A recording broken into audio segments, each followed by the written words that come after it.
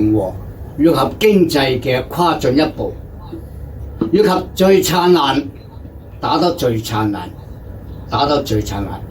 嘅一個時代，一共係500幾年。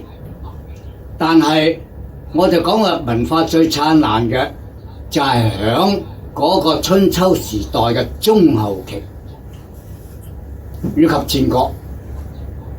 咁即係大話加埋都400零年啦，即係春秋時代嘅中後期，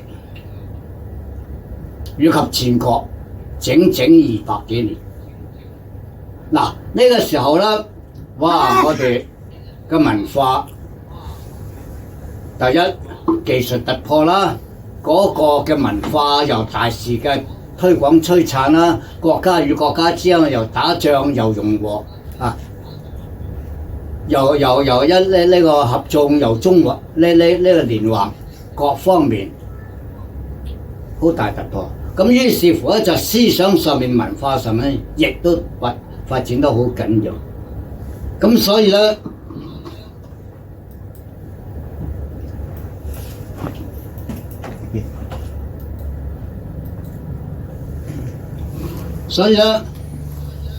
哇！我都屬於阿凡食喎嚇。你要講咗咁耐嘅話咧，先至企到第一頁嗰時。嗱，因為其實春秋嘅時代咧就已經開始，嗰個文化係發展得好緊要，又有所謂九流十家，係咪啊？九流十家。嗱，咁呢一個嘅主要嘅原因咧就有2樣。第一樣嘅話咧，就東周時代。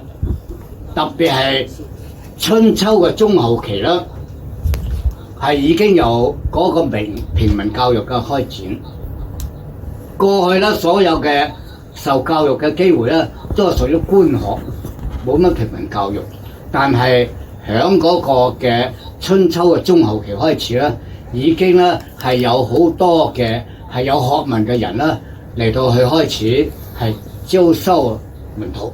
咁樣門徒嘅話咧，又各有志向，又跟住咧就去到各國咧嚟到去係游說嗰啲諸侯，嚟到去希望咧得到重用啊，發展自己抱負或者飛黃騰達。咁因此嘅話咧，就平民教育推展，同埋各國之間嘅話咧，係有好多嘅活動以及競爭，亦都競爭人才。咁於是乎嘅話咧，響嗰個春秋嘅中後期開始，就產生咗好多嘅唔同思想體系。咁包括咩嘢咧？所謂九流十家啊，九流十家。咁呢九流十家咧，就響嗰個《史記》同埋呢個嘅《漢書》，特別係《前漢書》都有咧係詳細嘅記載同埋説明嘅啊。咁啊，九流方面嚟到講嘅話咧，就包括所謂儒道墨法明陰陽縱橫習論呢9家。嗱，儒啦係咩咧？大家都知道啦，就係以孔子做代表，係嘛？嗱，孔子咧係我哋稱佢做儒家嘅集大成者，因為孔子咧佢都好崇奉古代嘅賢德嘅君主，咁佢念口簧念得出啦，堯舜禹湯文武，係嘛？堯帝舜禹夏禹周商係邊個啊？成湯係咪？成湯。嗱，我哋而家開口又講革命。內地講得最多啦，中山先生嘅時候革命啦，即係好多國家又講革命。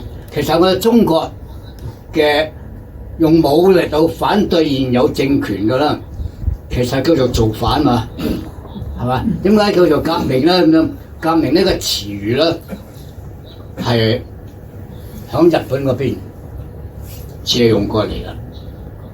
日本就滿清末年嗰啲志士嗰啲活動就稱做革命，這是千真萬確。因為日本有好多名詞根本上就來自於中國嘛，但係再追翻嘅話咧，其實呢一個追源救主就係來自於我哋中國，而且係來自於3000幾4000年前，來自咩啊？湯武革命啊嘛，係咪啊？湯武革命嘛。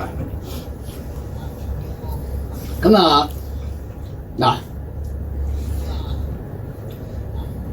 如一路尊崇古代嘅賢德聖王，咁所以孔子咧提出咗好多思想上面嘅嗰啲嘅主張，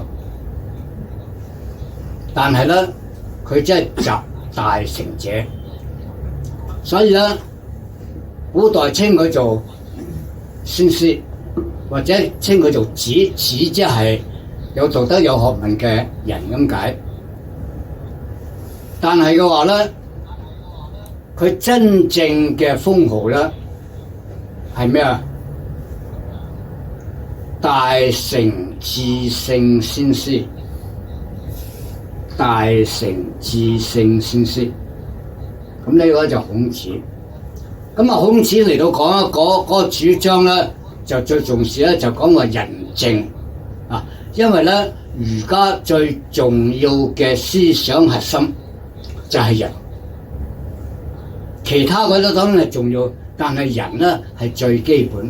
人係政治嘅最高嘅理想，人咧係嗰人格嘅主要嘅係成就，以及咧人與人之間嘅嗰種圓滿嘅關係，人係核心。咁啊，跟住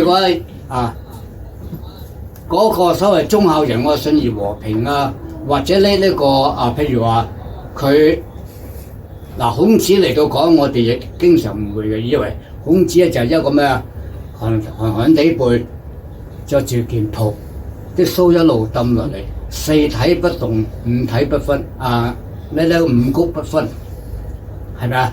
其實唔係噶，孔子嚟到講話四書五經，五經係咩啊？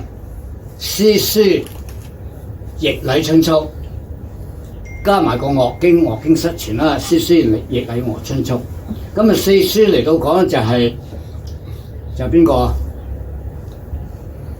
朱熹將孔儒佬《論語》啊，孟儒佬孟子，之後佢同佢嘅弟子呢個討論嘅時候嗰啲嘅記錄，同埋加上《禮記》裏面嘅兩篇，係兩篇《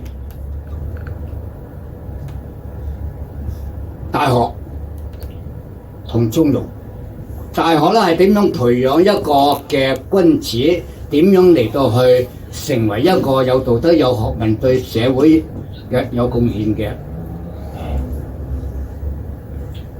利用格致誠正修齊治平，格物致知誠意正心心修齊家治國平天下呢個系列嚟到讓佢成為一個有道德有學問，係成為人哋所推崇嘅典型。所以咧，佢話大學之道在明明德，在親民。親民或者親民啦，在止於至善。咁啊，然後知知，然後有定定，然後能靜靜，然後能安安，然後能慮慮，然後能得。咁啊，跟住咪有本末事有終止，知錯先後，即係近道義咁樣就講嗰種嘅三綱八目，同埋點樣去培養一個嘅人才。中庸咧就講嗰種嘅心性。嗰種嘅心性，所謂天命之謂性，率性之謂道，修道之謂教。咁然後道也者，不可須臾離也，可離不非道也。咁一路，所以我就好彩啊！我就讀中學所有嗰啲大學中庸嗰啲一定咧，係都記得好清楚。咁孔子、孟子咧。我哋過去講話孔孟好孟，但其實孟子嚟到講啦，佢係戰國時代嘅孟子，孟子距離孔子咧比較遠，所以咧呢個孟子雖然跟話係孔子之後嘅一個大嘅嗰個思想嘅體系，但實際上面嚟到講話啦，孟子嘅時間咧，有啲人話佢係孔子嘅孫嘅門人，但實際上都有個距離嘅，即係你計翻佢嘅年嗰在生嘅年期啊，係唔可能咧係孔子嘅孫嘅門人，因為孔子嘅孫嘅再傳子弟應該係咁樣講。嗱，孟子咧同孔子咧就可以講係繼承佢嘅思想，但係更加有突破，而且咧就更加推前。所以孔子主張仁，孟子就主張義。仁係咩嘢？勸人哋嗱，你要好好地過馬路要小心。孟子咧嘅義咧係咩啊？義者就義也嘛，你要做啲適宜嘅嘢，你唔好去做啲唔適宜嘅嘢。咁樣所以就唔係話你去過馬路要小心，人你需要跟住斑馬線，有個規章嘅啊。咁所以嘅話咧嗰個情況又唔同。道啦，道係咩啊？道係第一係宇宙嘅本體，或者咧我哋道德修養嘅嗰個最終嘅目標，以及我哋點樣達到呢個目標嘅一個適當嘅途徑。呢個就道，即係簡單嘅嚟到講。咁啊，老子嚟到講佢係嗰個係提倡道咧，係咩啊？宇宙嘅本體，或者萬事萬物嘅本體，萬事萬物嘅本體。咁因此嘅話咧，佢個本體係乜嘢啊？佢話天地咧就萬物嘅母，萬物之母。老子主張天地係萬物之母，由混沌一片而變成咧係有一個嘅明顯嘅形象，由無而到變成有，變成有。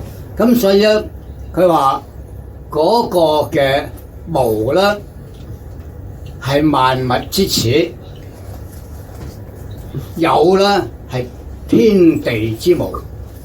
咁佢嚟用呢一個無有同埋混沌一片，而到有具體形象嚟到作為啦，係一個宇宙嘅生成。咁但係嘅話咧，響嗰個人生上面有宇宙嘅呢一個演變也好嘅話咧，佢係認為咧係天地咧係有佢之德。咁佢就話咧點樣咧？就話天地生成萬物，但係並不以此為邀功。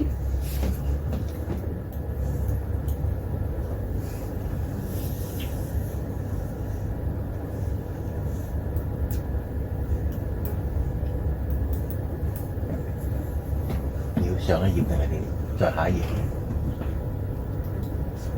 你係再下一頁係咪？好，我繼續講。並不以此為邀功，即係話唔係話你生成萬物啦，你就要騎劫嗰個萬物，就要去係呢個控制嗰個萬物。咁所以咧，佢認為天地也好，我哋人生也好，我哋嘅社會也好，我哋做咗啲應該做嘅嘢，就 OK 啦，就並不以此咧，就話呢個係我嘅功勞，我一定要佢點樣即係由宇宙以至到係嗰個人生嘅態度上邊，呢個係佢嘅基本嘅主張。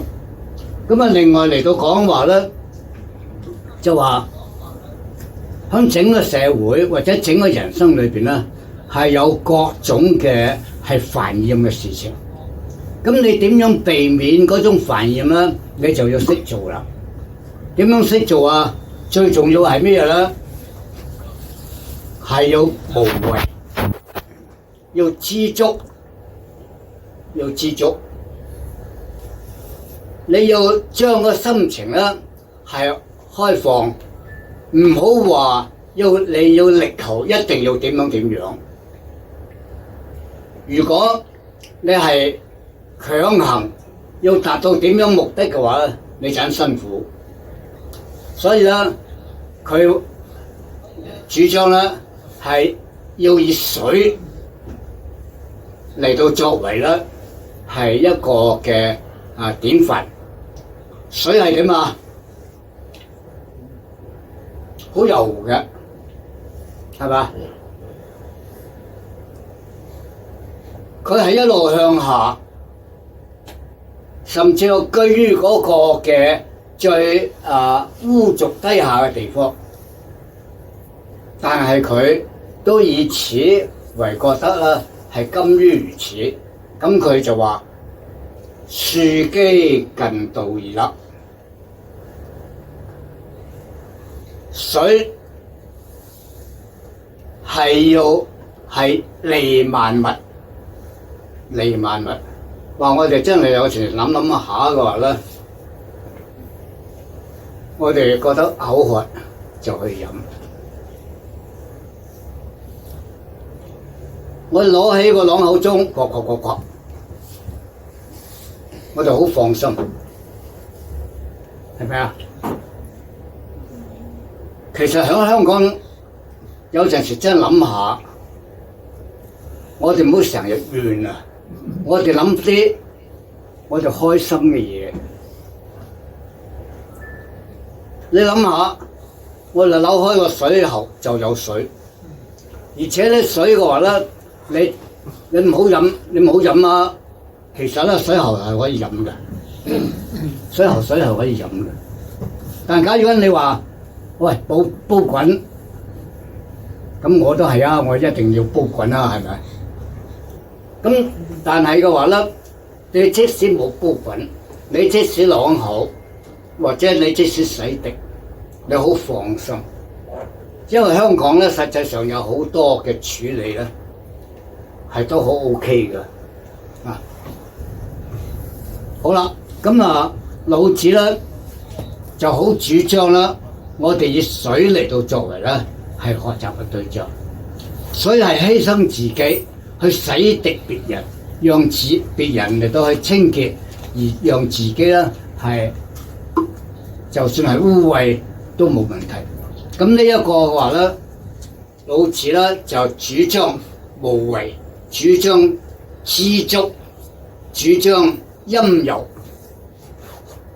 咁呢一個嘅話咧，亦都可以講，除咗係佢嘅主張之外，亦都係佢嘅對人類嘅提點意見嘅一個貢獻，亦都係一種影響。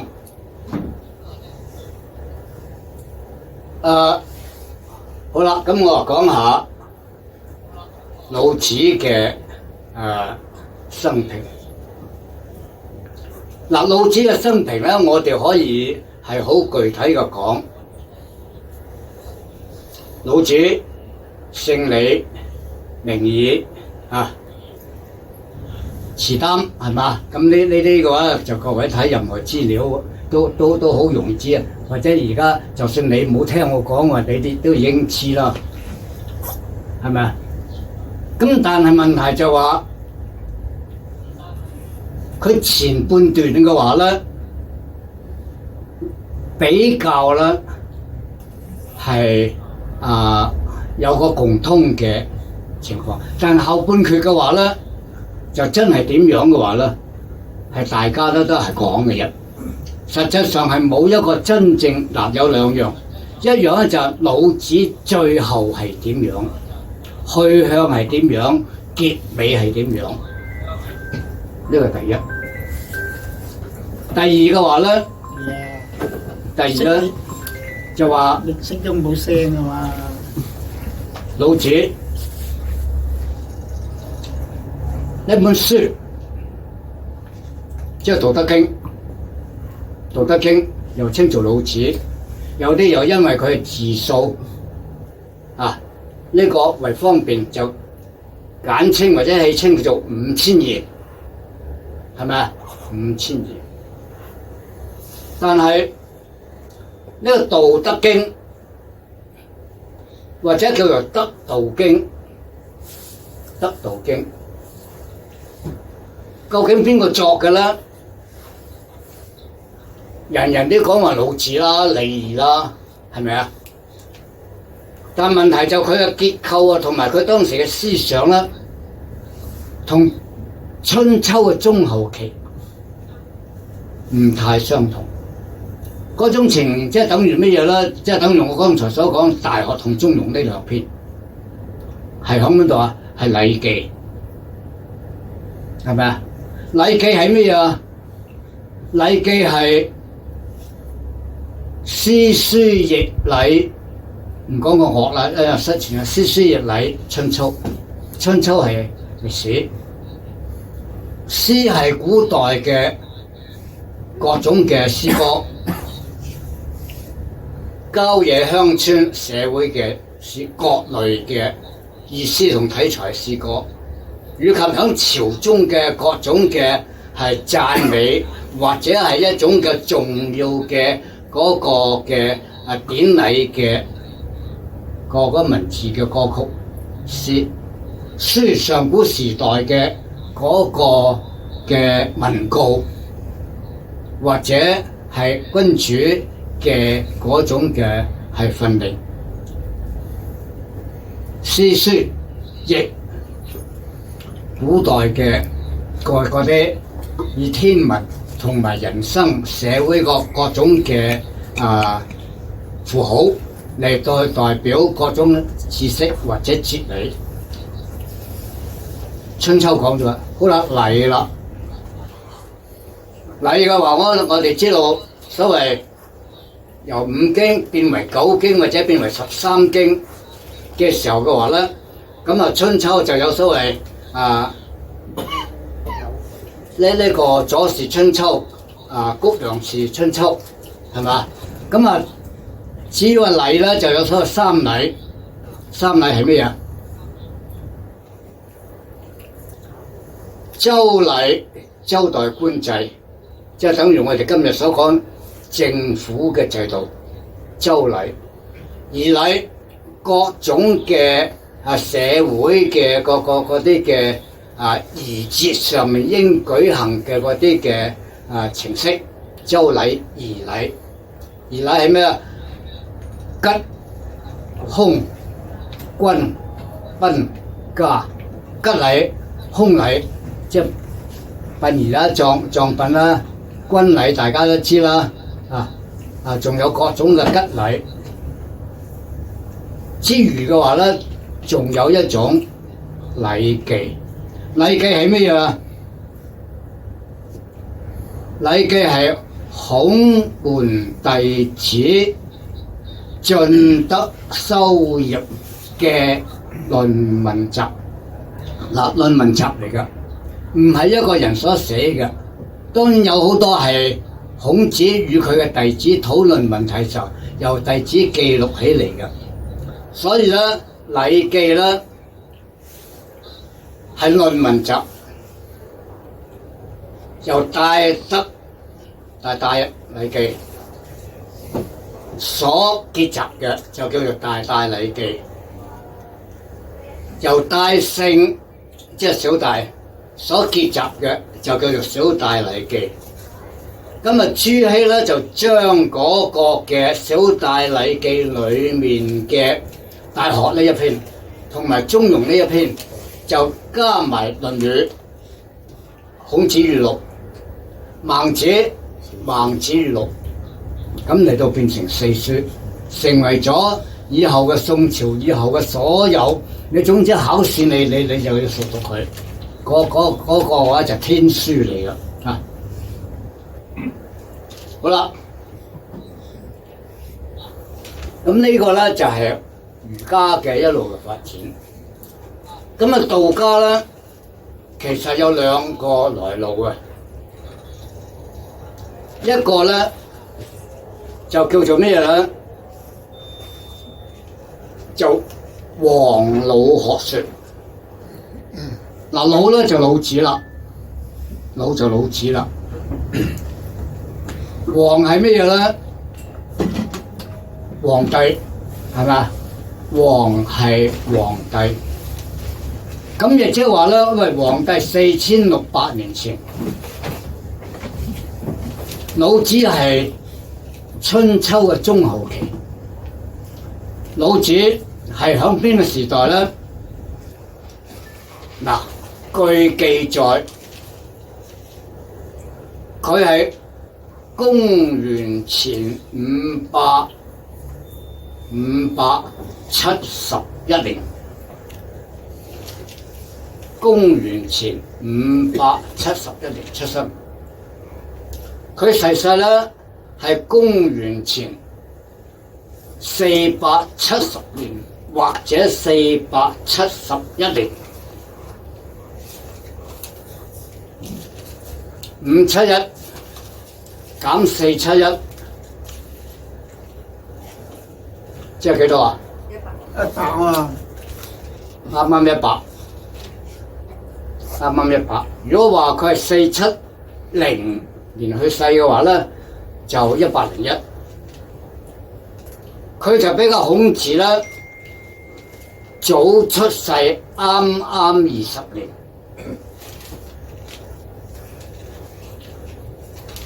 係遲去世幾多咧？嗱，計下數啦。我剛才所講話係公元前470年去世，或者471年去世。孔子咧係479年去世，即係孔子早走89年。老子又比孔子早生20年，咁咪真係比孔子大28年咯，係嘛？28、29咯，你做計數。孔子係72歲，孟子係超過8，係嘛？不過佢都唔夠我今日企喺呢度。咁 OK 啊，因為我同各位都齊好 OK 係嘛？好，老子姓李名耳，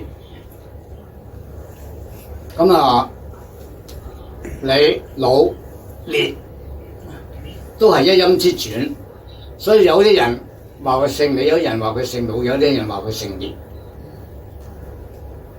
不過咧，照有啲根據嘅記錄咧，就話佢係李敬嘅仔，係楚國府原嘅曲人里嘅人。因為佢嘅出生地係屬於楚國，喺過去咧就屬於陳國，不過後來陳國就俾楚國滅咗。咁喺呢個時候嘅話咧，佢嘅父親咧，佢係做過周嘅御史大夫李敬。咁因此咧，老子李耳細個時候咧，都係屬於係叫做有富貴之家，因此咧佢就能夠請，唔係佢請，係佢嘅父親請，就響當地咧一個好有名望嘅一個係學者嚟到去教佢。咁即係話私家嘅家庭教師，或請一個有名嘅學者嚟到做家庭教師。咁佢嘅老師咧，自己本身係有學問嘅，佢自己本身嗰啲咁樣嘅學弟學兄嘅話，都係有名望嘅。咁啊，但係咧，佢教呢個細路仔嘅時候咧，由幾歲至到10鬆1歲嘅時候咧，越教咧越覺得自己冇能力去教佢，因為太聰明伶俐，又太多嘢問，咁整下嘅話咧，自己嘅身體咧又冇咁好啦。咁所以咧，佢就諗點樣能夠讓佢咧嚟到去繼續咧係咧發展得更好咧咁樣。咁佢就除咗係盡咗佢嘅心意嚟到去教佢之外，佢後來終於決定咧，就問得佢屋企嘅同意，就將佢引介到佢響朝廷裏邊，所以朝廷即係州啦，係咪啊？洛陽啦，就響嗰時咧就做嗰啲嘅係高官，即係話係好有學問嘅嗰啲官員。引介佢嗰時，等佢響嗰時咧嚟到受佢哋更加係接近嗰個嘅係官方同埋嗰個嘅係有前途嘅境地，就介紹佢去嗰時，即係由啲更有成就嘅嗰啲師兄嚟到去教。咁同時嘅話咧，就一路都指導。譬如到佢身體唔係咁好嘅時候咧，佢就問李耳，佢話你睇下我嘅脷響唔響度啊？咁佢話老師點解會叫我問呢樣嘢咧？個脷響唔響度？咁佢話響度啊，老師咁樣。咁跟住咧就問你睇下我啲牙響唔響水？耳仔唔係耳仔李耳呢位小朋友就話老師冇晒啦啲牙。佢話嗱，我話俾你聽，點解我嘅脷仲響度咧？因為佢係好軟嗰個適應性好強。點解牙咧冇晒咧？因為硬邦邦係樣樣嘢都死頂。咁換言之，亦即係話咧，係佢用各種方法嚟到引導李耳。咁呢個咧係讓李耳咧係得到佢初步嘅一啲嘅概念同埋一啲嘅想法。佢自己固然之有自己嘅想法，但係不無有多少係受老師嘅影響。好啦，咁佢帶住佢嘅高足學生去到洛陽嗰時見班師兄弟，就請啲師兄弟多啲關顧呢個後生仔，同埋咧係學到更多嘢。咁所以佢得到一個咁樣嘅機會，於是乎咧後來咧佢就做咗係州嘅嗰個圖書館嘅嗰個嘅一啲嘅職員，係初級嘅職員。